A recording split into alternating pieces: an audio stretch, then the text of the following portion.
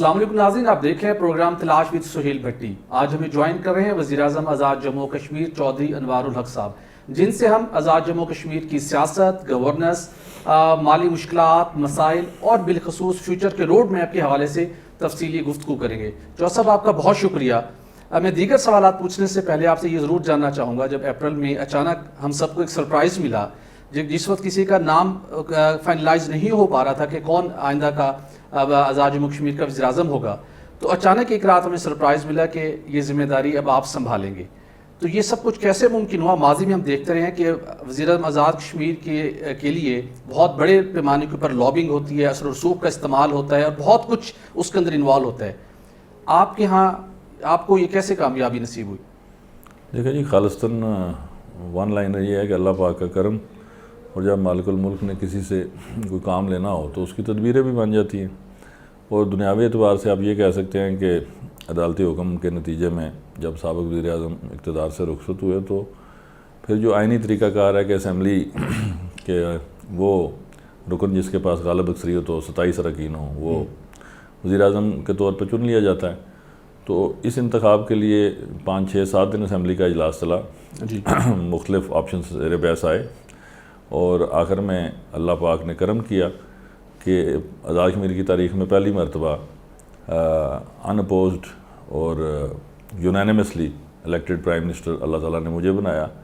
और इस हवाले से मेरा ट्रैक रिकॉर्ड ठीक रहा है और खालिस्तान अल्लाह के करम से रहा है कि अल्लाह पाक के प्यारे हबीब सल्लल्लाहु अलैहि वसल्लम के फजल व करम से, उनकी ख़ास इनायात से मैं स्पीकर भी आज़ाद कश्मीर की हिस्ट्री में अनअपोज्ड और वो भी मैं पहला स्पीकर था। आपका ताल्लुक पाकिस्तान तहरीक इंसाफ से, लेकिन हमने देखा कि जब आपको हमायत मिली, नून लीग ने भी सपोर्ट किया, पीपल्स पार्टी ने भी सपोर्ट किया, बाकी दोस्तों ने भी सपोर्ट किया। ये उसके पीछे आपके ख़ानदानी असर और रसूख का था, आपके वालिद साहब की बड़ी खिदमात थे, आपके भाई एक बड़े अहम तरीन ओहदे पर फाइज रहे, या सारा ही कुछ कुदरत की अनायत थी? नहीं, मैं समझता हूँ कि एनेबलिंग फैक्टर्स बहुत से हो सकते हैं। उस वक्त तक चूँकि तहरीक इंसाफ का आज़ाद कश्मीर में फॉरवर्ड ग्रुप बन चुका था और बाकी इत्तेहादी जमातें भी साथ थीं लेकिन कंसेंसस शायद इस बात पर था, पहले मेरी ज़ात पर कंसेंसस नहीं हुआ, फिर ऐसे सर्कमस्टांसेस एविडेंस आ गए कि अल्लाह ने सबब बनाया और रात गए, वो चूँकि ईद की छुट्टियाँ हो रही थी जी, तो शायद अगर उस रात ना वो कंसेंसस होता तो फिर शायद मैं वज़ीर आज़म भी ना बन पाता। लेकिन वो इंसानी अकल से मावरा फैसले थे, ऐसे हालात, ऐसे सबब बने कि मैं 2 मिनट और 30 सेकंड में मुझे वज़ीर आज़म नामज़द किया गया। अगरचे मेरे नाम पर बहस तो बड़े दिनों से हो रही थी जी, लेकिन शायद मिजाजन लोग मुझे जानते थे तो कुछ दोस्त ज़हनी तौर पर तैयार नहीं थे। लेकिन फिर जब तब्दीली हुई तो फिर वो लेकिन एक बहुत बड़ी तब्दीली थी, उसी से कुछ अर्सा पहले हमने पाकिस्तान में भी एक तब्दीली का एक प्रोसेस हुआ था। एनी आगे बढ़ते हैं। जब आपने जिम्मेदारियाँ संभाल ली, उसके बाद अक्सर हम बेशतर सुनते हैं कि आज़ाद कश्मीर को फ़ंड्स की किल्लत का सामना रहता है, वहाँ पे मुख्तलिफ स्टोरीज़ आती हैं, बैड गवर्नेंस है, अकरबा परवरी है, कुछ करप्शन की भी बहुत सारी स्टोरीज सामने आती थी, बजट के हर वक्त मसाइल सामने रहते थे। जब आपने अप्रैल में जिम्मेदारियाँ संभाली तो बजट की क्या सूरत हाल थी और कैसे आपने आइंदा का अपना रोड मैप सेट किया कि इस बजट के अंदर रहते हुए कश्मीर के लिए कैसी बेहतरी आप ला सकेंगे? क्या उस वक्त सूरत हाल थी? देखिए, जब मैं 20 अप्रैल को मैंने ओथ लिया तो उस वक्त आज़ाद कश्मीर में जो डेवलपमेंट का बजट था वो तो सुसाइडल हद तक क्रैश हो चुका था। 28 अरब का बजट था जिसको असम्बली ने पास किया और तकरीबन 9 अरब के मनसूबा जात उस वक्त तक 9 अरब रुपया वफाक की तरफ से रिलीज़ हुआ। अब दिन रह गए थे मेरे पास, मई का महीना था और 10 जून के बाद नया माली साल जो है उसकी बजट की तैयारी शुरू हो जाती है।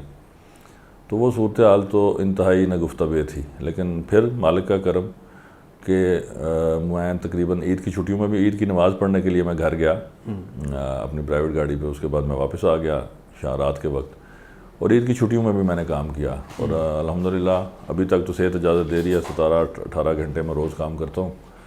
तो जब मैं वापस आया तो मैंने फेडरल गवर्नमेंट में मुख्तलिफ़ जो वजारतें थीं उनमें अपना रब्ता सिलसिला शुरू किया तो अल्लाह पाक ने कामयाबी दी और तकरीबन मुझे 9 मई या 8 या 9 मई थी उस वक्त, शायद फाइनेंशियल क्लोजिंग हो रही थी फेडरल में, बजट इनका क्लोज़ हो रहा था पिछले माली साल का। तो मुझे 9.2 अरब वो मुझे 9.3 अरब की मुझे रिलीज़ मिल गई डेवलपमेंट की, और 2 अरब जो था वो अनस्पेंड अमाउंट था गुज़श्ता गवर्नमेंट का, وہ بھی تو تقریباً یہ 11-11.5 ارب کے قریب مجھے جو ریلیزز تھی وہ مل گئیں جی. اور پھر شاید اس وقت جو ریلیز کرنے والے تھے ان کے ذہن میں یہ خیال تھا کہ 11 مہینوں میں ان سے 9 ارب نہیں خرچ ہوا تو ایک ماہ میں 12 ارب 11 ارب کیسے خرچ کریں گے. صحیح. تو اللہ نے کرم کیا اور ہم نے تقریباً ایک ماہ میں پوری ٹرانسپیرنسی کے ساتھ ساری لیگل فائنینشیل کوڈز کو رولز کو مکمل طور پر فالو کرتے ہوئے وہ اماؤنٹ ہم نے اسپینڈ کیا. بالکل صحیح. اچھا, اس اماؤنٹ کے اسپینڈ کرنے سے یہ ہوا کہ ریاست میں جو ترقی کا پہیہ بالکل رک چکا تھا بلکہ ریورس چل پڑا تھا وہ سسٹینیبل طریقے سے آگے بڑھا. روڈ انفراسٹرکچرز میں ہم نے جو ٹھیکیداروں کے پیسے تھے وہ ان کی میچور لائبلٹیز کی ادائیگیاں کی. آپ نے اس سارے پروسیس میں ٹرانسپیرنسی کو کیسے میک شیور کی, جو کہ وہاں بڑی وہاں پہ سٹوریز جنم لیتی تھیں, بالخصوص اختیارات کا غلط استعمال, لوگوں کو نواز دینا, کوئی پوچھ کچھ نہیں ہوتی تھی, کروڑوں اربوں روپے لٹا دیے جاتے تھے. اس سارے پروسیس میں آپ نے ٹرانسپیرنسی کو کیسے انشور کیا, اور کچھ آپ نے بہت سخت اقدامات کیے تھے کفایت شاری کے حوالے سے, آپ کا پروٹوکول ہو یا دیگر معاملات, تو اس میں وہ کیا اسٹریٹجی آپ نے اڈاپٹ کی تھی؟ دیکھیے, ایک تو میں عرض کرتا چلوں کہ جس مذہب کا میں پیروکار ہوں اور آپ بھی, دین اسلام پہ جب ہم چلتے ہیں تو سب سے پہلے ہم نے اپنی ذات کو سرنڈر کرنا ہے. اکاؤنٹیبلٹی یا رول آف لا حکمران کی ذات سے شروع ہوتا ہے. اگر حکمران مستشنا ہے اور سارے آپ نے قوانین جو ہیں وہ عوام پر یا جن پر آپ رول کر رہے ہیں اس مخلوق پر نافذ کرنے ہیں تو پھر جو معاشرے میں بربادی ہے وہ آپ دیکھ رہے ہیں. میں نے سب سے پہلے سخت ایکشن تو لینا پڑتا ہے. میں نے سب سے پہلے اپنی ذات کو سرنڈر کیا کیبنٹ کے سامنے, گورنمنٹ کے سامنے, اور میں نے یہ کہا کہ جی اب جو حکمران کا طرز زندگی ہے وہ, بلکہ میں آپ کو ایک واقعہ سناتا چلوں کہ میں ملنے اوتھ اٹھاتے ساتھ ہی میں چلا گیا فیڈرل گورنمنٹ میں کرٹسی کال کرنے میاں شہباز شریف صاحب کو, پرائم منسٹر سے. جی. تو وہاں انہوں نے 1-2 شکوے کیے کہ جی ایک تو آپ کے سگریٹ کے جو مافیاز ہیں وہ ہمارے بلینز کا کاؤنٹرفیٹ سگریٹ بنا کے ٹیکس کا خاتمہ وہ چوری کر رہے ہیں. دوسرا انہوں نے کہا جی کہ آپ کے بڑی لگزوریس لائف سٹائلز ہیں سب کے, تو 20 کروڑ کی سنیں آپ گاڑی خرید رہی ہیں. وہ میں نہیں خرید رہا تھا, وہ گزشتہ دور میں ہمارے صدارتی سیکریٹریٹ کے لیے کہی تھی, لیکن وہ آئی ابھی نہیں, وہ پروپوگنڈا ہی تھا زیادہ. تو بہرحال میں نے کہا جی مجھے ابھی 72 گھنٹے بنے ہیں, پرائم منسٹر بنے ہیں, تو مجھے give me some room and space and then I will get back to you. تو پھر ہم نے یہ کیا جی کہ سب سے پہلے پرائم منسٹر نے اپنا پروٹوکول ختم کیا, وہ جو 34-35 گاڑیوں کا قافلہ تھا وہ ختم. پرائم منسٹر جو ہے وہ سرکاری کام ڈیفینیٹلی سرکاری گاڑیوں پر ہی بیٹھ کے کرے گا, لیکن خوشی غمی شادی بھی آ جائے میں اپنے حلقے میں اپنی پرائیویٹ گاڑی پہ جاتا ہوں. جب میں نے کیا تو پھر میرے منسٹرز جو تھے ان کو بھی تھوڑا سا احساس کرنا پڑا, پھر بیوروکریٹس کو بھی کرنا پڑا. پھر ہم نے جو ہمارے جو ٹرانسپورٹ کا بڑا ایشو تھا بڑے سالوں سے, ہم نے آسٹیریٹی ڈرائیو میں پھر جتنی ان آتھرائزڈ وہیکلس تھیں وہ ساری ریٹریو کی, وہ 200 سے زیادہ گاڑیاں تھیں.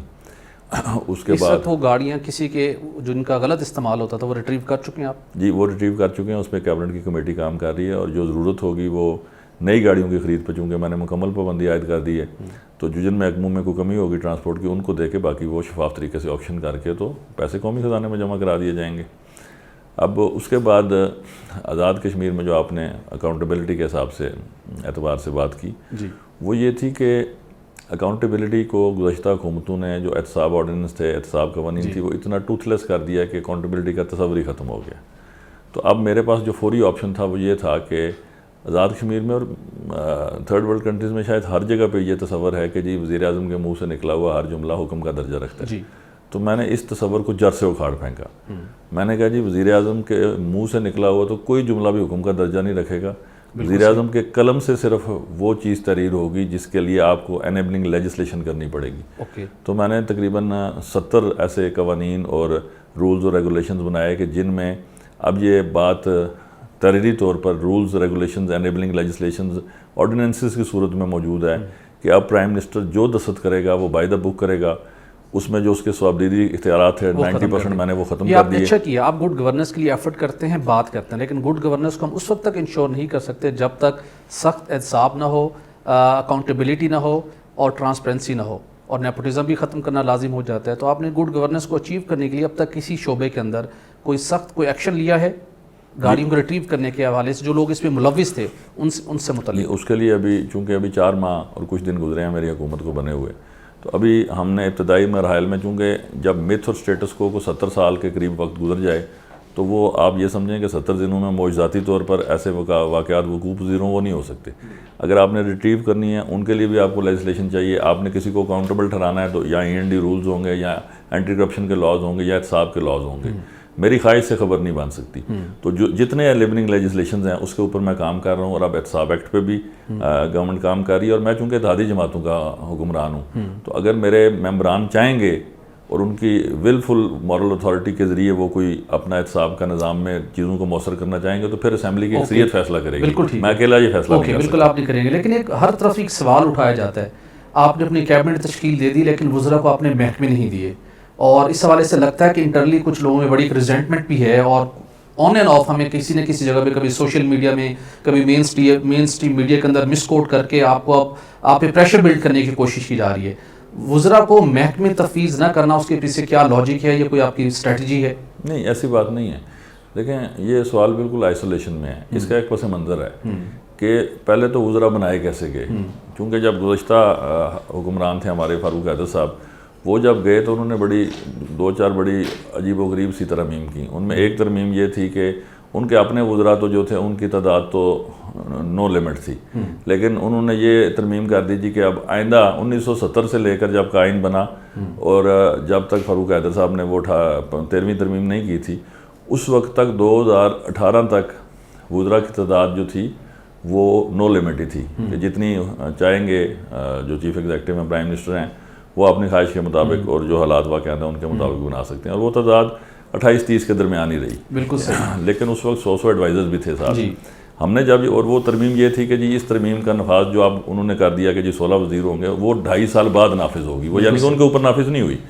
تو جب وہ ترمیم باقی حکومتوں میں, وہ ڈیفینیٹلی جب آپ منتخب نمائندے ہیں تو ہر منتخب نمائندے کا یہ دعویٰ ہوتا ہے کہ جی مجھے وزیر بنایا جائے, میں اپنے لوگوں کی بہتر خدمت کر سکوں, ایگزیکٹو میں میرا زیادہ رول ہو.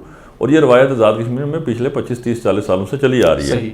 تو جب ہم نے وہ ترمیم کرنے کی کوشش کی تو اس کے لیے مجھے 2/3 چاہیے تھا. پھر بجٹ پاس کرنے کے لیے پھر مجھے پرابلمس تھے, پھر میرے فائنینشیل ایشوز تھے. ان ساری چیزوں کو کاؤنٹر کرنے میں وقت لگا, اور وقت جو ہے وہ تقریباً زیادہ نہیں گزرا, 3-3.5 ماہ. تو یہ چیزیں اسٹریم لائن ہو جائیں گی. یہ آپ آئندہ آنے والے دنوں میں دیکھیں گے کہ وزراء پورٹ فولیوز کے ساتھ. آزاد جموں کشمیر کو فلاحی ریاست بنانا بھی آپ کا خواب ہے, آپ اس کے اوپر کام بھی کرتے ہیں. فلاحی ریاست بنانے کے لیے ضروری ہے کہ وہاں پہ غربت کا خاتمہ ہو, لوگوں کو روزگار کے بہتر مواقع ملیں, اور اس کے لیے ضروری ہے کہ جو آزاد جموں کشمیر میں بہت بڑا ایڈوانٹیج ہے, وہاں پر سیاحت کے حوالے سے اس کو اس طریقے سے گروم نہیں کیا گیا, اس طریقے سے اس کو ڈیولپ نہیں کیا گیا. اس کے ساتھ ساتھ کوئی ایسی انڈسٹری نہیں لگائی گئی کہ لوگوں کو روزگار کے مواقع بڑھیں. اس حوالے سے آپ کے پلان میں کیا شامل ہے, اور اسپیشلی کچھ ایسی انڈسٹریز وہاں ضرور گئی ہیں جو ٹیکس ایویژن کرتی ہیں, ٹیکس ایگزمپشن کے لیے وہاں جاتی ہیں, نقصان پہنچتا ہے ہمیں بھی اور آپ کے اوپر بھی بہت سے سوالات اٹھتے ہیں. تو ان مسائل کو حل کرنے کے لیے آپ کی کیا اسٹریٹجی؟ دیکھیے, ایک تو جو آپ نے سیاحت کے حوالے سے بات کی ہے اس پہ تو ہمیں کیونکہ آؤٹ آف باکس سولوشنز ڈھونڈنے ہیں. ابھی گورنمنٹ کی کیبنٹ آئندہ چند دنوں میں ایک پروپوزل جو ہم نے میچور کی ہے کہ پبلک پرائیویٹ پارٹنرشپ کے ذریعے جو ہمارے ریسٹ ہاؤسز ہیں ان کی تھرڈ پارٹی ایویلیوشن کرا کے ایک کمپنی یا کارپوریشن بنائی جائے, اور اس میں انٹرنیشنل ٹینڈرز کر کے بڈنگ کر کے اس کو آؤٹ سورس کر دیا جائے. تو اس منصوبے کے اوپر خاصا کام ہو رہا ہے, کچھ ہو بھی چکا ہے. You need time and space to deliver your vision. ابھی چونکہ مشکلات زیادہ ہیں لیکن ساتھ ساتھ ہم ہر روز کچھ نہ کچھ کر رہے ہیں. جو آپ نے فرمایا کہ انڈسٹریز ٹیکس ایویژن کرتی ہیں, تو میں نے آتے ساتھ ہی اپنے CBR میں چینجز کی, تھوڑی بہت آج بھی ہم نے کچھ تبادلہ جات کی ہیں. اس کے نتیجے میں ہماری جو اون ریسیٹس ہیں, جو آزاد کشمیر میں انکم ہے ہمارے اپنے ٹیکسز کی کلیکشن سے, وہ الحمدللہ بہتر ہوتی جا رہی ہے, اور آئندہ آنے والے دنوں میں مزید بہتر ہوگی. اور جہاں تک ٹیکس ایویژن کی پالیسی کا تعلق ہے تو اس میں تو میں آپ کو کیٹیگوریکلی کہہ دیتا ہوں کہ as long as I am prime minister اس میں زیرو ٹالرنس پالیسی ہے. بہت اچھا انیشیٹو آپ کا. آزاد کشمیر کے اندر پن بجلی کے بہت زیادہ مواقع ہیں, رن آف دیگر پروجیکٹس کے بھی حوالے سے بہت پوٹینشیل ہے. کچھ پروجیکٹ لگے بھی صحیح, اس کے اندر 1-2 پروجیکٹ ایسے ہیں جس کے اندر گلپور شامل ہے, جس کے اندر پترینٹ شامل ہے. ان منصوبوں کے اوپر کس نے ٹیکس ایگزمپشن دی؟ جنہوں نے اگر یہ ٹیکس ایگزمپشن دینا جرم ہے تو کیا آپ نے ان کو آئیڈینٹیفائی کیا, وہ کون لوگ تھے, کس پالیسی کے تحت ایگزمپشن دی, کوئی کارروائی عمل میں لائی گئی؟ دیکھیے, یہ معاملہ جب میں فیڈرل گورنمنٹ سے بات چیت کر رہا تھا تو اس وقت میرے نوٹس میں لایا گیا. اس پہ ایک اعلیٰ سطحی کمیٹی قائم کر دی گئی ہے, اور یہ معاملہ اب کیبنٹ میں جائے گا. تو جب تک پوری طرح حقائق انفولڈ نہیں ہوتے, میں ایک ذمہ دار عہدے پر, آئینی عہدے پر بیٹھا ہوں, تو میں نام نہیں لوں گا. لیکن جو ہی وہ انکوائری رپورٹ سامنے آئے گی. لیکن آپ نے کوئی ورک آؤٹ کیا ہے؟ یہ دونوں بہت بڑے منصوبے ہیں انویسٹمنٹ کے پوائنٹ آف ویو سے, ان کے اور 25-30 سال ان کی لائف ہوتی ہے. ٹیکس ایگزمپشن کا والیوم کتنا ہے, کتنے ایگزمپشن امپیکٹ کیا ہے فائنینشیل اس کا جو ایگزمپشن دی گئی ہے؟ ہیوج والیوم ہے. اربوں میں جائے گا وہ جی ایگزیکٹلی میرے خیال میں. ہم نے تھوڑا ورک آؤٹ کرنے کی کوشش کی, وہ 25 ارب سے زیادہ کا اس کا امپیکٹ ہے میرے خیال میں. نہیں شاید اتنا نہیں ہے, میں نے کہا اربوں میں جائے گا. ارب جو ہے وہ 1 سے اوپر اور 10 سے نیچے تک رف اسٹیمیشن کے طور پر میں کہہ رہا ہوں, لیکن ہیوج امپیکٹ ہے. کیونکہ جب آپ tax exemption is not the proper word, میرے پاس جو میں نے ڈاکومنٹس دیکھے اس میں یہ تھا کہ آپ نے مؤثر ماضی 2021 میں 2017 سے ٹیکس کی جو چھوٹ تھی 17% سے 1% کر دی. تو اب وہ کی جا سکتی ہے نہیں کی جا سکتی ہے, آئینی طور پر آپ کے پاس یہ اختیار تھا نہیں تھا. اس کی سینکشننگ اتھارٹیز جو تھیں انہوں نے سارے سرکمسٹانسز دیکھ کے فیصلہ کیا نہیں کیا, یہ ساری چیزیں. لیکن اس کو آپ فکس کریں گے, اس کو لاجیکل اینڈ تک لے کے جائیں گے تاکہ ایٹ لیسٹ کلیئرٹی ہو. دیکھیے اگر تو کوئی بھی کام آزاد کشمیر میں معاشی طور پر انتظامی طور پر کسی بھی قانون کی خلاف ورزی کا نتیجہ ہے تو جنہوں نے کیا people should be held responsible. Excellent. آگے بڑھوں گا. نیلم جھیلم پن بجلی منصوبہ ایک بہت خصوصی اہمیت کا حامل منصوبہ ہے. اس کو کچھ ادوار میں اسٹریٹجک پروجیکٹ بھی ڈکلیئر کیا جاتا رہا, لیکن اس منصوبے کے نتیجے میں جہاں ایک سستی پن بجلی تو ضرور پیدا ہوئی, لیکن اس کے جب ریور کا روٹ ڈائیورٹ ہوا, ٹنل بنی, مجھے خود وہاں پر 1-2 مرتبہ وزٹ کرنے کا موقع ملا. وہاں پہ لوگوں کو بہت زیادہ شکایت تھی کہ لوگ واٹر کورس چینج ہونے کے نتیجے میں بری طرح سے متاثر ہوئے, انوائرمنٹلی بھی اور واٹر نیڈ کے لحاظ سے بھی. کچھ کمٹمنٹ تھی ان لوگوں کو کمپنسیٹ کرنے والے سے, ان کو فیسلیٹیٹ کرنے کے حوالے سے. آپ نے اس کو انشور کیا جو لوگوں کی مشکلات ہیں ان کو کچھ کم کرنے کے حوالے سے؟ دیکھیے گزارش یہ ہے کہ اس میں ہماری جو ماضی کی حکومتیں تھیں ان میں انہوں نے مجرمانہ غفلت کی, کوتاہی کی. جب یہ منصوبہ بن رہا تھا تو اس وقت کیفیت اور ہوتی ہے جی. جب منصوبے مکمل ہو جاتے ہیں, پروڈکشن شروع ہو جاتی ہے تو مائنڈ سیٹ چینج ہو جاتے ہیں. صحیح. ہماری مختلف حکومتوں نے پارشل جو تھے انوائرمنٹل NOCs جاری کیے, منصوبہ جات. اب وہ ایک موقف یہ بھی آتا جی کہ قومی مفاد میں کیے گئے, تو پھر اب یہ لوگوں کو بتانا چاہیے کہ بھئی کس کے دور میں یہ قومی مفاد جو ہے جتنی بھی بڑی وارداتیں ڈلتی ہیں ساری قومی مفاد کے آڑ میں ڈلتی ہیں, اور اصل تو اس کا رزلٹ کیا ہے اینڈ پہ وہ اسٹیبلش کرتا ہے قومی مفاد تھا یا. انفارچونیٹلی جب وہ رزلٹ کی باری آئی تو اس وقت میں حق حکمرانی استعمال کر رہا ہوں, میں دودھ سا جو اللہ پاک نے دیا ہے, لیکن میں اس حوالے سے پریشان نہیں ہوں کہ جو مجھے اپنے لوگوں کا مقدمہ ہے وہ پوری جرت سے لڑنا ہے.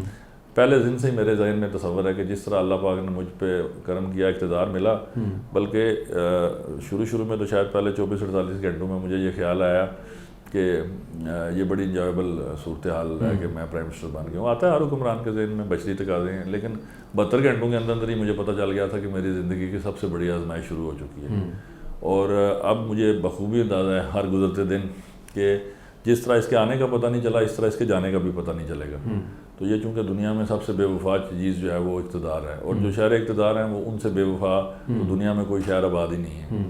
تو یہ ایک علیحدہ صورتحال ہے کہ مجھے کام کرنا ہے اس بات سے ہٹ کے کہ مجھے جو پارلیمان ہے وہ اپنے فیصلے کب کرتی ہے, کیسے کرتی ہے. جب میں کنوکشن کے ساتھ ذہن بنا لیتا ہوں کہ یہ ایک بات درست ہے اور یہ آزاد کشمیر کے لوگوں کے مفاد میں ہے, بالکل ٹھیک, تو پھر میں پوری جرت سے ان کا مقدمہ لڑتا ہوں. لیکن مجھے اس سے بھی زیادہ ضروری یہ دیکھنا ہوتا ہے کہ جس ملک کے ساتھ میرا نظریاتی, جذباتی اور پیدائش سے قبل کا بھی الحاق کا رشتہ موجود ہے, اس کے مفادات کو بھی میں نے مقدم رکھنا ہے. اگر پاکستان روشن ہے تو کشمیر روشن ہے, تو مجھے یہ بیلنس آؤٹ کرنا ہوتا ہے کہ آزاد کشمیر کے لوگوں کی نمائندگی کا حق بھی ادا ہو, one one situation Azad Kashmir کے شہریوں کے لیے بھی ہو, اور پاکستان کے مفادات کو بھی مقدم رکھا جائے. یہ بڑی باریک لکیر ہے جس کے اوپر میں چل رہا ہوں, جب تک اللہ ہمت دے گا چلوں گا. آپ نے پاکستان کو روشن کرنے کی بات کی, پچھلے دنوں بلوں کا ایک بڑا مسئلہ تھا پاکستان میں, بھی وہ مسئلہ بدستور جاری ہے. نیٹ ہیڈل پروفٹ کا ایک ایشو رہا ہے. آپ نے فیڈرل گورنمنٹ کے ساتھ اپنی معاملات کو واٹر یوز چارجز کے حوالے سے کچھ چیزوں کو اسٹریم لائن کیا ہے کہ آزاد کشمیر کو کچھ بینیفٹ یا ریلیف مل سکے, اور اس کے ساتھ بیرون ملک مقیم جو کشمیری ہیں انہوں نے بڑی محنت سے وہاں اپنا مقام بنایا ہے. آزاد کشمیر کی گورنمنٹ ان کو کیوں نہیں کبھی کنونس کرنے کے کامیاب ہوئی کہ آئیں وہ آزاد کشمیر کے اندر انویسٹمنٹ کریں, پاور پروجیکٹس لگائیں, اس کے ساتھ دیگر مختلف انڈسٹری لگائیں. وہاں پہ ہمیں ان کا اتنا زیادہ انویسٹمنٹ کے حوالے سے رول دکھائی نہیں دیتا. دیکھیں اس کی وجہ یہ ہے کہ آپ کسی بھی معاملے میں انیبلنگ انوائرمنٹ دے نہیں سکے. جب پیسہ آزاد کشمیر میں جو انٹرنیشنل ڈائسپورا ان کا ہے, تو پھر جب ہمارا جو انفراسٹرکچر ہے وہ یہ دیکھے کہ جی یہ جتنا انویسٹمنٹ آ رہی ہے اس میں کچھ میرا حصہ بھی ہے, چونکہ قلم کا اختیار میرے پاس ہے, تو جب تک یہ نحوست رہے گی اور یہ تصور رہے گا تو انویسٹر آئے گا نہیں. اب الحمدللہ ہم نے یہ کیا کہ سب سے پہلے تو آپ کو اپنی کریڈیبلٹی کو بحال کرنا ہے کہ جی حکومت جو ہے وہ آپ کو فیسیلیٹیٹ کرے گی، آپ کے کاروبار میں حصہ داری کا اس کا کوئی پروگرام نہیں ہے. تو یہ اب 2-3 ماہ میں شاید ہمارے انٹرنیشنل ڈائسپورا میں بھی اب تھوڑا سا جو گم گو کی کیفیت تھی وہ دور ہو رہی ہے. انہیں یہ یقین ہو رہا ہے کہ آپ نے ذاتی طور پر کنونس کوشش کی ہے کہ کنونس کیا جائے کشمیریوں کو؟ جی کنوکشن جب بھی آپ کنونس کریں گے تو آپ کو اپنے افعال کی بنیاد پر کنونس کرنا پڑے گا. گفتگو کی بنیاد پر دنیا میں کوئی بندہ کنونس نہیں ہوتا. اب جو گورننس آزاد کشمیر میں اس وقت ہو رہی ہے وہ رول آف لا کے تابع ہو رہی ہے، اکاؤنٹیبلٹی کے تابع ہو رہی ہے، اور اس میں کوئی بھی پرسنل موٹیو جو ہے وہ ابھی تک کسی بھی جگہ پہ میڈیا میں اسمبلی میں کہیں بھی ہائی لائٹ نہیں. اور ان شاء اللہ تعالیٰ جب تک میں پرائم منسٹر ہوں میں یہ یقینی بناؤں گا کہ کوئی بھی ذات کا مفاد جو ہے وہ قومی مفاد کے اوپر. آپ کی اچھی کوشش ہے، اس کی ریفلیکشن ہمیں مل بھی رہی ہے، لیکن میں یہ جاننا چاہوں گا کیا وجہ ہے کہ آزاد کشمیر کے اندر جو پولیٹیکل کلچر ہے اس طریقے سے وہ کوئی اپنا ایک امپیکٹ کریٹ نہیں کر پایا کہ وہاں سیاسی وفاداری بدلنے کے اندر صبح دوپہر شام ہم دیکھتے ہیں کہ لوگ بدلنے میں اس سے زیادہ ٹائم نہیں لگاتے، سوئچ بہت تیزی سے کرتے ہیں. اور جس طریقے سے کوئی پارٹی کی پہچان بنتی ہے کہ ایک پولیٹیکل لیڈر کی پہچان بنتی ہے، اس کے اندر کافی فقدان ہے. اس کی کیا وجہ ہے؟ کہیں سے پریشر ہوتا ہے یا نظریہ ضرورت ادھر بھی آتا ہے؟ آپ کے سوال سے پارشلی میں اختلاف ہی رکھوں گا کہ آزاد کشمیر میں پاکستان سے بہت زیادہ میچور پولیٹیکل کلچر ہے. جو آپ نے پاکستان میں گزشتہ گورنمنٹ دیکھی، اب شاید آپ کو اندازہ ہو رہا ہے کہ 18 ٹریلین کا قرضہ جو تھا وہ گورنمنٹ نے خرچ کر دیا. ابھی کل میں کسی اخبار میں پڑھ رہا تھا جی کہ 10 بلین کے تو آپ نے اخبارات میں اشتہارات دے دیے ہیں اور مختلف چینلز پہ. تو اس طرح کی الحمدللہ کیفیت آزاد کشمیر میں نہیں ہے. لیکن ڈیفینیٹلی جب آندھی طوفان چلتے ہیں تو پھر ان کے زیادہ میں چھوٹے مکان بھی آتے ہیں. تو ہم تو اگر آپ دیکھیں نا کہ آن دا ہول سینیریو پاکستان میں کیا ہے، تو آزاد کشمیر میں ابھی بھی بہت زیادہ بیٹر جو ہے پولیٹیکل پریویلنگ جو انفراسٹرکچر ہے وہ قائم ہے، اور سیاسی جماعتیں بھی اس حوالے سے مضبوط ہیں. لیکن چونکہ مفاد پرستی ہر جگہ پہ ہر قبیلے میں ہے، تو اس میں سیاسی کارکن جو ہیں وہ موسٹ ولنریبل ہیں، ان پہ سب سے زیادہ آسانی سے تنقید کی جا سکتی ہے. وہ کوئی پروٹیکٹڈ انسولیٹڈ نہیں ہوتے. بالکل ٹھیک. تو اس لیے زیادہ تنقید ان پہ ہوتی ہے. چوہدری صاحب، آپ کا آزاد جموں کشمیر کے حوالے سے تو ویژن آپ نے ہمارے ناظرین کے ساتھ شیئر کیا، جو آپ کے ابھی تک کی ایفرٹس ہیں اور فیوچر کے روڈ میں بھی آپ نے شیئر کیا. جہاں تک مقبوضہ کشمیر کے کشمیریوں کی بات ہے، کشمیری بھائیوں کی بات ہے، پاکستانیوں کے بھی دل ان کے ساتھ رکھتے ہیں، آپ بھی یقینی طور کے اوپر ان کے لیے پریشان رہتے ہوں گے. لیکن ریسنٹلی ہم نے دیکھا کہ کرکٹ ڈپلومیسی سٹارٹ ہوئی بھارت کی طرف سے، جو بالکل پاکستان اور بھارت کے مابین راستے بند تھے، دروازے بند تھے، ہلکے سے وہ ایک ونڈو کھلی ہے. یہ کرکٹ ڈپلومیسی کو کوئی آپ سمجھ رہے ہیں کہ آنے والے دنوں میں کوئی سیریس لیول کے اوپر کوئی ڈائلاگ کا پروسیس انیشیٹ ہو سکتا ہے، اور یا کوئی اس حوالے سے ڈیولپمنٹ ہو رہی ہے؟ دیکھیے، ہمارا تو ایک اصولی موقف ہے کہ 5 اگست 2019 کے بھارتی اقدامات کے بعد میں نہیں سمجھتا تھا کہ کسی کرکٹ ڈپلومیسی کے نتیجے میں کوئی بہتری کی خبر آئے گی. مجھے تو اس سٹیٹمنٹ سے میری امید جاگی ہے جو چیف آف آرمی اسٹاف نے کاکول ملٹری اکیڈمی میں اپنے خطاب کے دوران کہی. جی ابھی چونکہ میں پچھلے دنوں فارن آفس میں بھی ملا تھا انٹرم گورنمنٹ کے فارن منسٹر کو، ان کے موقف میں بھی میں نے پوری جان دیکھی. سیاسی کارکنوں مجھے بندوں کو ملتے ہیں کے بعد پتہ چل جاتا ہے کہ ہم کہاں کھڑے ہیں.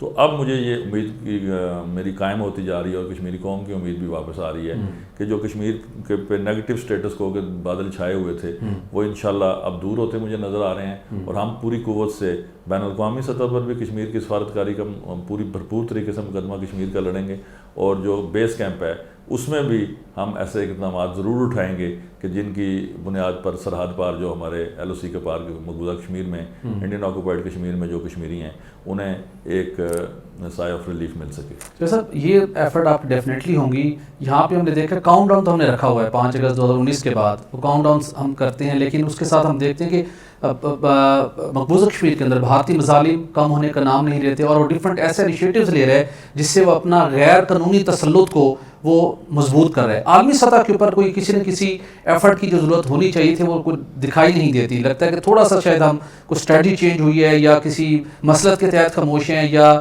کچھ اور پلان کر رہے ہیں، کوئی ایکٹیویٹی انٹرنیشنلی کو ہمیں دکھائی نہیں دیتی. دیکھیے، گزارش یہ ہے کہ ابھی تو چونکہ انٹرم گورنمنٹ آئے کچھ دن ہوئے ہیں، یہ سوال آپ زیادہ مؤثر طریقے سے پی ڈی ایم کے گورنمنٹ سے پوچھ سکتے تھے، ابھی بھی پوچھا جا سکتا ہے. لیکن آزاد کشمیر کے حوالے سے میں یہ ضرور کہوں گا کہ یہ جو آپ فرما رہے ہیں کہ انہوں نے جو وہاں پہ 42 ملین کے قریب جو ہندو آباد کیے ہیں اور جو ڈیموگرافک چینجز کرنے کی کوشش کر رہے ہیں، میں پہلے بھی کہہ چکا ہوں کہ یہ اس پہ بری طرح ناکام ہوں گے. ان کے جو تحفظ ہے اور اس سارے جو ان کی جو منفی اقدامات ہیں اس کو قائم رکھنے کے لیے انہوں نے 9 لاکھ بھارتی فوج رکھی ہوئی ہے جی، اور یہ کوئی غیر معینہ مدت کا سسٹینیبل پروگرام ہے نہیں ہے، اس کی بھی آپ کو قیمت دینی پڑتی ہے. اور اگر بھارت ٹوٹا، جی، پتہ نہیں میں اس وقت ہوں گا یا نہیں ہوں گا، تو وہ اسی بنیاد پر ٹوٹے گا کہ جب آپ ظلم اور جبر جو ہے اس کو بیونڈ امیجنیشن بڑھانے کی کوشش کرتے ہیں تو پھر اللہ پاک کا فطری قانون ضرور حرکت میں آتا ہے. یہ جتنی فوج ہے اس کا ایکسپینڈیچر بھی ان کو برداشت کرنا پڑتا ہے، اور پھر یہ سارا نظام جو ہے بھارتی معیشت کے اوپر بھی اثر ڈال رہا ہے. تو اگر یہ سلسلہ جاری رہے گا تو ڈیفینیٹلی اس کے خلاف مزاحمت کی تحریکیں اٹھیں گی بھی، اور قوموں کی زندگی میں وقتی طور پر کوئی اگر 2-4 سال مزاحمت میں کمی آ بھی جائے تو یہ نہیں کہا جاتا کہ مزاحمت کی تاریخ ختم ہو گئی ہے. یہ تو صدیوں کی جدوجہد ہے اور یہ نظری اور عقیدے کی بنیاد پر چلتی ہے. اور میں آپ کو پورے یقین سے یہ کہہ سکتا ہوں یہ بات کہ نظری اور عقیدے کے اعتبار سے کشمیری قوم جو ہے وہ دنیا کی مضبوط ترین قوم ہے. بالکل صحیح، اس میں کوئی شک نہیں. ناظرین، آپ نے ابھی خصوصی گفتگو سنی وزیر اعظم آزاد جموں کشمیر چودھری انوار الحق کی. انہوں نے جو اب تک اقدامات کیے ان سے بھی متعلق آپ نے معلومات حاصل کی، اور اس کے ساتھ فیوچر کا وہ آزاد جموں کشمیر کے حوالے سے کیا روڈ میپ رکھتے ہیں وہ بھی آپ کو جاننے کا موقع ملا. اور اس کے ساتھ جو مقبوضہ کشمیر کے اندر کشمیریوں پر بھارتی مظالم ہیں اس حوالے سے بھی ان کی اسٹرگل ایفرٹ جاری رہے گی. ناظرین، یہاں پر ایک بریک لیں گے اور بریک کے بعد کچھ دیگر ایشوز پر بات کریں گے. اسٹے ود اس.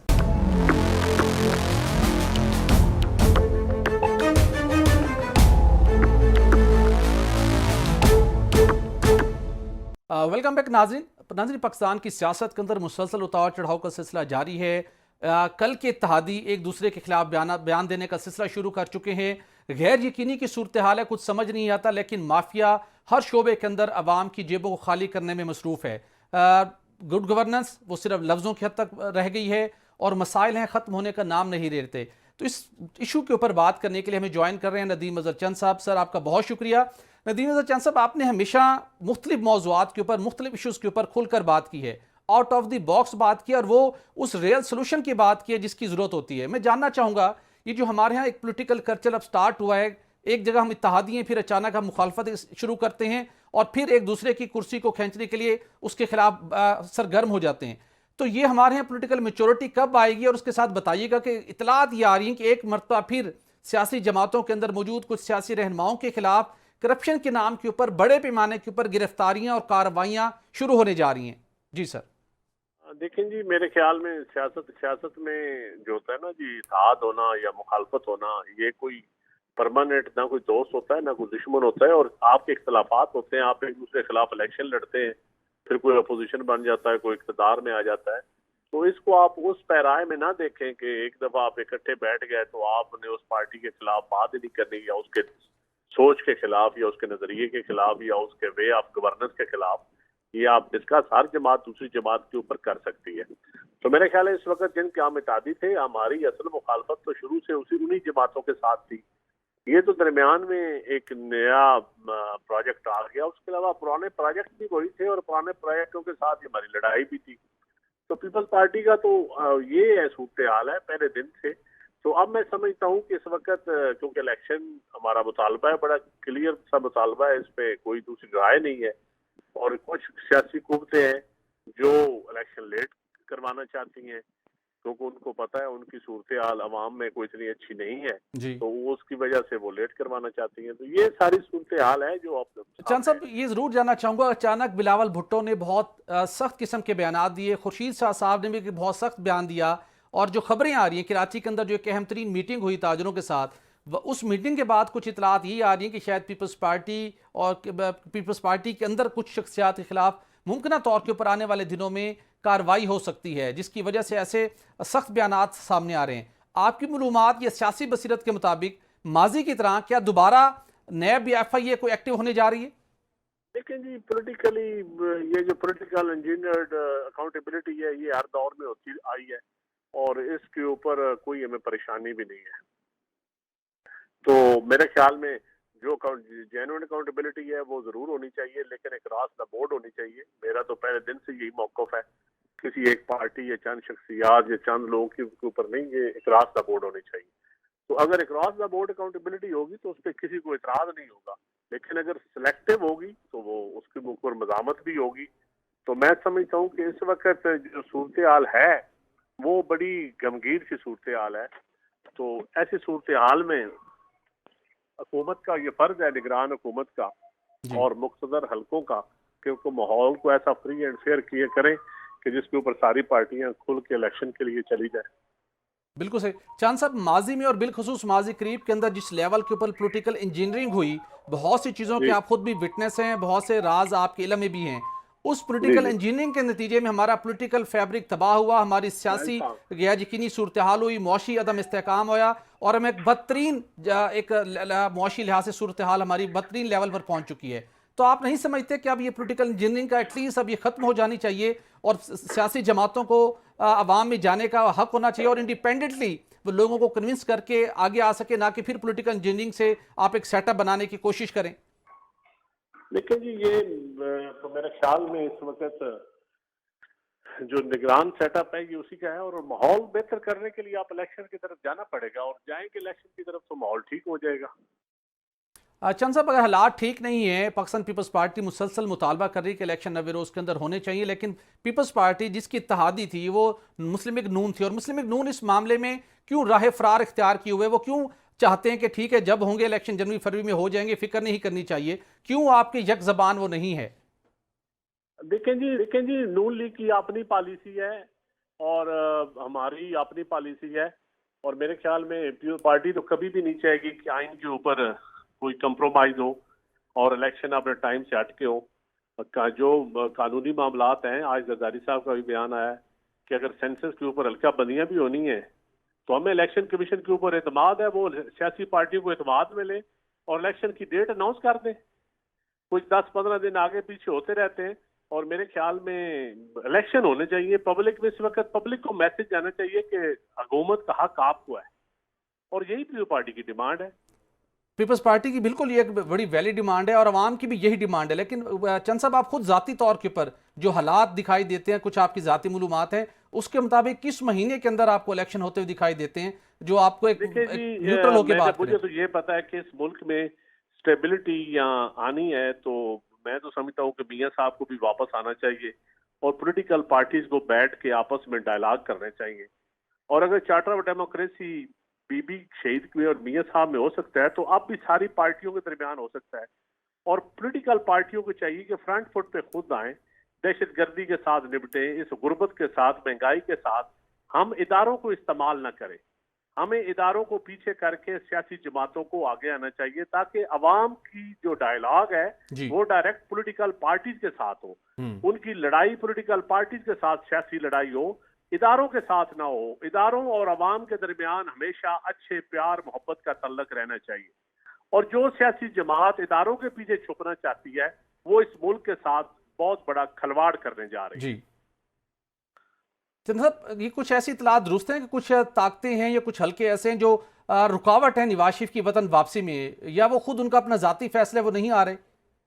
देखिए जी, रुकावट अगर होगी भी तो मैं समझता हूँ कि वो बड़े सीनियर सियासतदान हैं, और इस वक्त कौम को और इस सिस्टम को और इस मुल्क को उन जैसे सियासतदानों की जरूरत है। उनको वापस आना चाहिए और उनको सारी सियासी जमातों के साथ बैठ के डायलॉग में, क्योंकि वो मियाँ नवाज शरीफ साहब हों या जरदारी साहब हों, ये सीनियर सियासतदान है। तो इन सीनियर सियासतदान को चाहिए, जो बिलावल साहब ने असेंबली में कहा था कि कौन सा पाकिस्तान आप मरियम को और बिलावल को या इस कौम के नौजवान बच्चों को आप देकर जाना चाहते हैं। तो ये इस वक्त जो इमाम में पोलराइजेशन है या शिद्दत की सियासत है, इसको खत्म करने में मैं समझता हूँ मियाँ साहब को कोई रोल अदा करना चाहिए और वापस आना चाहिए। बिल्कुल सही। बेशक जेल जाना पड़े, ट्रायल का सामना करना पड़े, ये छोटी छोटी बातें होती हैं, और ये पूरी देखा है सब ने कि पॉलिटिकल इंजीनियरिंग के जरिए उनको सजा हुई है। तो मेरे ख्याल में अगर वो वापस आ जाएंगे तो अब ये मुल्क के लिए और ये सिस्टम के लिए और जमहूरियत के लिए बेहतर होगा। यकीनन बेहतर होगा। पंजाब के अंदर पाकिस्तान पीपल्स पार्टी की रिवाइवल की बात होती थी, जरदारी साहब ने कुछ अर्सा लाहौर में क्याम भी किया और एक फजा भी बनी थी, लेकिन उसके बाद खामोशी हो गई। पंजाब के अंदर पीपल्स पार्टी को एक्टिव होता हुआ आप कब आवाम देख सकेंगे? स्पेशली आपका पंजाब से ताल्लुक है, यहाँ पर आप काफी अंडर प्रेशर है। मैं एक ही जवाब देता हूँ, पीपल्स पार्टी के पॉलिटिकल इंजीनियरिंग के जरिए पीपल्स पार्टी के बदन से आपने पैट्रियाट को जन्म दिया, वो खत्म हो गई। आपने मिल्लत पार्टी को पैदा किया, वो खत्म हो गई। आपने बड़ी बड़ी जमातें पंजाब में पैदा की, वो सारी खत्म हो गई। पीपल्स पार्टी आज भी मौजूद है। तो जब पॉलिटिकल इंजीनियरिंग खत्म होगी तो पीपल्स पार्टी की रिवाइवल ऑटोमेटिकली होगी। इस मुल्क में एक ही मॉडरेट प्रोग्रेसिव जमात है और उसका नाम पाकिस्तान पीपल्स पार्टी है। بالکل صحیح. اس کے ساتھ سر یہ ضرور آخر بتاتے جائیے گا، آج کل عوام ڈالر کی قدر میں اضافے کے نتیجے میں بدترین مہنگائی ہے، عوام کا ناقابل برداشت ہے. چینی سمگل ہو رہی ہے، کھاد سمگل ہو رہی ہے، کوئی ایکشن ہوتا نہیں دکھائی دے رہا تھا. پھر اچانک ایک جگہ سے حکم آیا، کریک ڈاؤن ہوا، کچھ قیمتیں کنٹرول ہوئی. جی اس کا ایک ہی حل ہے، سیاستدانوں کی بے قدری ہو گئی ہے. پہلے سیاستدانوں کو اپنی قدر بحال کرنی پڑے گی، پھر ڈالر کی قدر آٹومیٹکلی ٹھیک ہو جائے گی. بالکل ٹھیک، بالکل ٹھیک. زرداری صاحب سر کب واپس آ رہے ہیں اور کب اپنی قومی سیاست کے اندر دوبارہ ایکٹیو ہوتے دکھائی دیں گے؟ بلاول صاحب ہیں جی، ادھر ہی ہیں، موجود ہیں، اور زرداری صاحب بھی انشاءاللہ 2-3 دنوں میں امید آ جائیں گے. اور بلاول صاحب اس وقت دورے پہ ہیں. زرداری صاحب تو ویسے بھی پبلک کی سیاست، وہ تو آپ کو پتہ ہے، وہ سیاسی جماعتوں کے ساتھ بیٹھ کے یا مذاکرات کے اوپر جو اسٹریٹ پاور ہے وہ تو آلریڈی بلاول ہی سیاست کرتا ہے، گلیوں سڑکوں کی سیاست، اور وہ بلاول کر رہا ہے. آخری بات، نون لیگ کے ساتھ پنجاب میں سیٹ ایڈجسٹمنٹ ہونے کا کس حد تک امکان ہوگا؟ یہ قبل از وقت باتیں ہیں جی، کسی کے ساتھ بھی ہو سکتی ہے سیٹ ایڈجسٹمنٹ، ضروری نہیں کہ صرف پاکستان تحریک انصاف کے ساتھ بھی؟ کسی کے ساتھ بھی ہو سکتی ہے. آپ میرے سے نام نہ لکھوائیں، کسی بھی جماعت کے ساتھ ہو سکتی ہے. بالکل ٹھیک، کسی کے ساتھ بھی آپ کی سیٹ ایڈجسٹمنٹ ہو سکتی ہے. ندیم چند صاحب، آپ نے وقت دیا، آپ کا بہت شکریہ. ناظرین، یہاں پر ایک اور بریک کے بعد آپ کو بتائیں گے کہ 190 ملین پاؤنڈ سکینڈل کے اندر ایک نیا کیا موڑ آ گیا ہے، کیا اس کے اندر فردر ڈیولپمنٹ ہوئی ہے، اور کس طریقے کے ساتھ ایک جو اکاؤنٹیبلٹی کے ادارے کو بتایا گیا تھا کہ پاکستان کو مزید 50 ملین پاؤنڈ کے لگ بھگ رقم ملے گی، اس رقم کا اب تک کیا ہوا ہے، یہ سب تفصیلات آپ کے ساتھ شیئر کریں گے. اسٹے ود اس.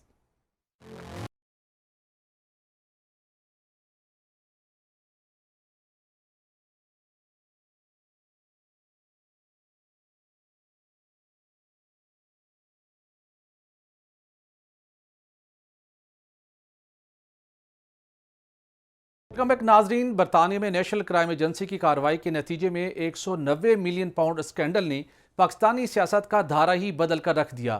دسمبر 2019 میں وفاقی کابینہ سے انتہائی پراسرار طریقے سے ایک سمری کی منظوری لی گئی، جس کے نتیجے میں برطانیہ میں پاکستانی ٹائکون کے منجمد ہونے والی رقم سے 140 ملین پاؤنڈ قومی خزانے میں جمع کروانے کی بجائے سپریم کورٹ آف پاکستان میں جمع کروا دیے گئے، کیونکہ سپریم کورٹ آف پاکستان میں اس پاکستانی ٹائکون کی کمپنی کے خلاف کراچی میں اربوں روپے مالیت کی اراضی کی ایک ساتھ جمع ہونے کا سلسلہ جاری تھا. بعد ازاں نیب نے اس معاملے کی انکوائری شروع کرتے ہوئے 9 مئی کو سابق وزیراعظم کو گرفتار کر لیا. سابق وزیراعظم اگرچہ سپریم کورٹ کے نوٹس کے بعد رہا کر دیے گئے، مگر نیب کی جانب سے اس کیس میں سابق وزیراعظم، ان کی اہلیہ اور کابینہ ارکان کے خلاف تحقیقات کا سلسلہ بدستور جاری ہے.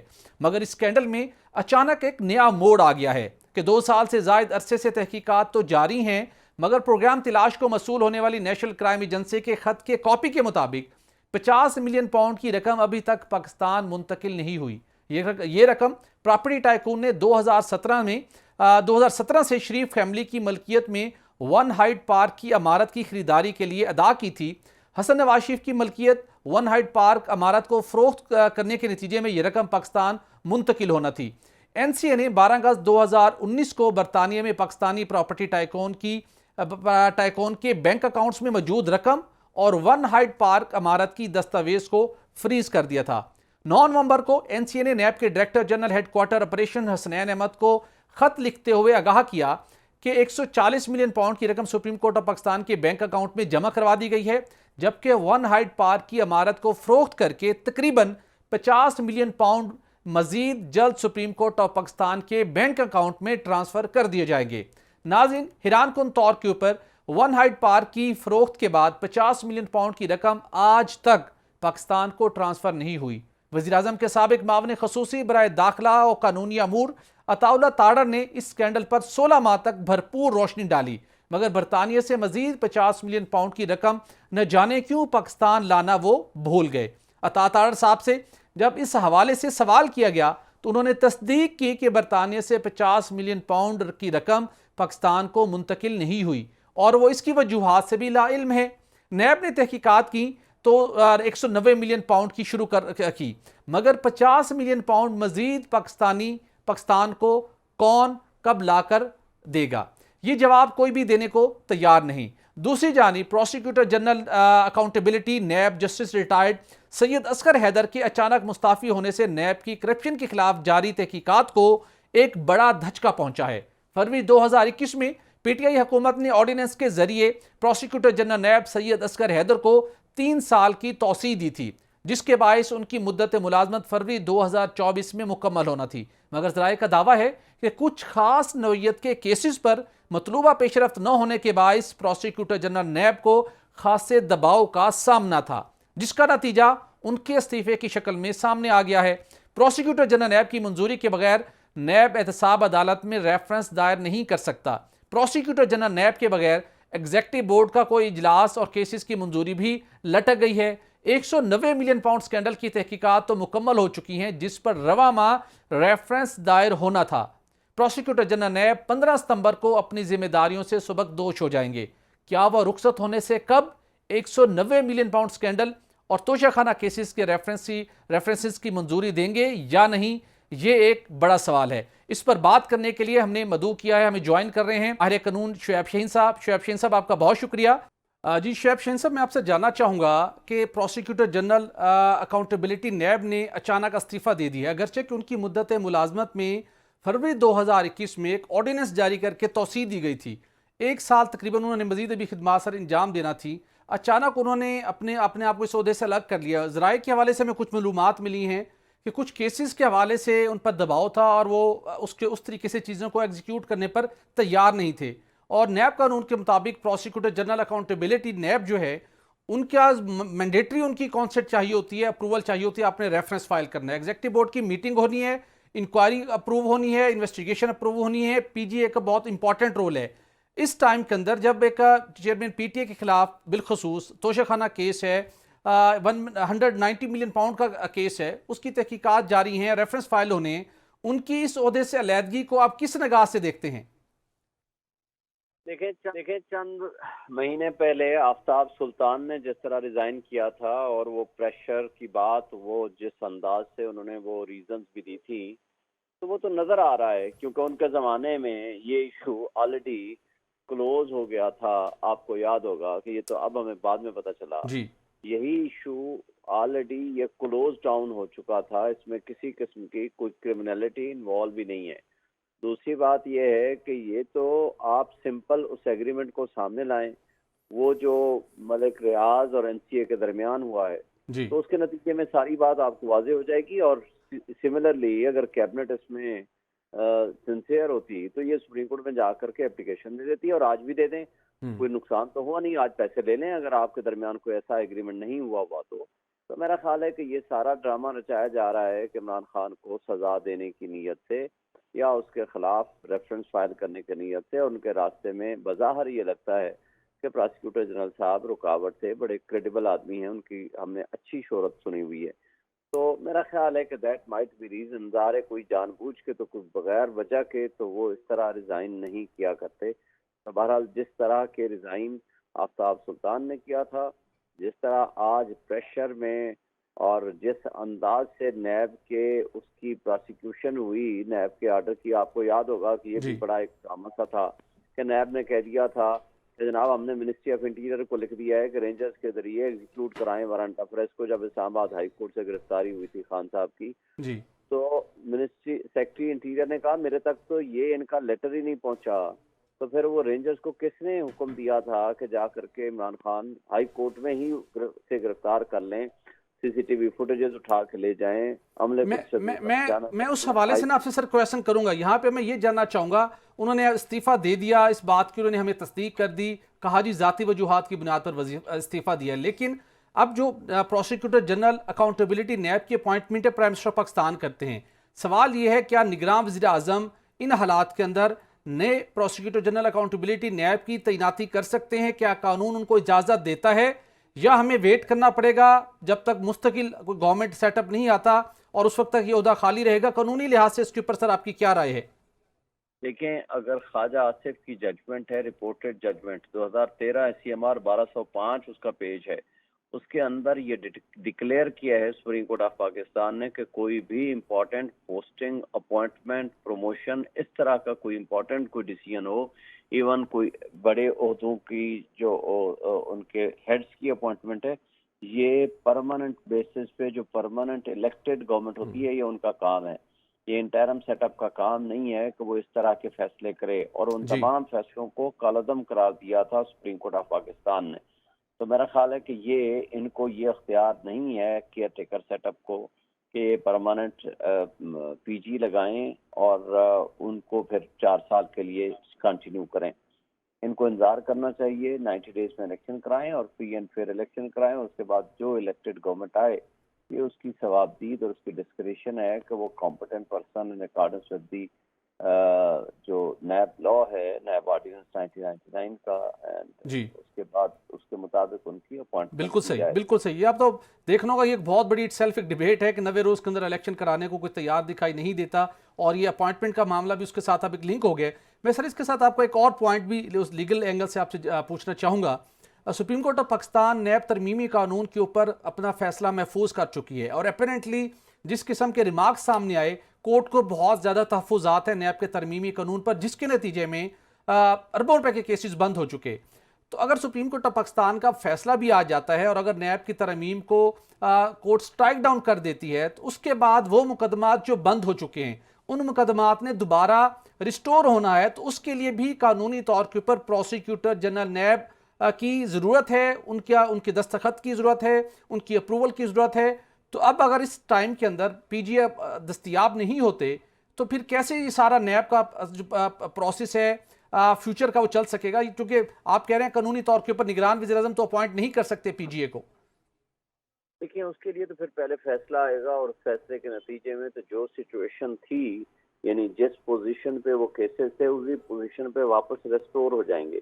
یعنی جو ریفرنس واپس بھیجا گیا تھا وہ آٹومیٹیکلی سبمٹ ہو جائے گا بیفور دی کورٹ.